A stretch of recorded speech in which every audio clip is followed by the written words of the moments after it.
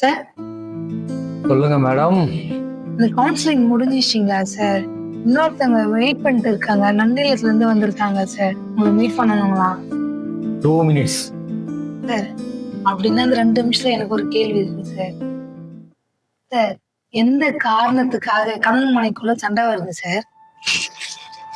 இது என்ன உங்களுக்கு சந்தேகமா?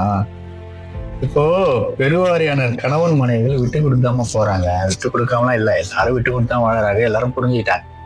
ஆனா அதுல ஒரு நுட்பமான செய்தி ஒண்ணு இருக்கு. என்ன அப்படின்னா, விட்டு கொடுக்கறதுக்கு முன்னாடி ஏராளமான கடும் சொல்களை உங்களை உதிர்த்திடுறாங்க.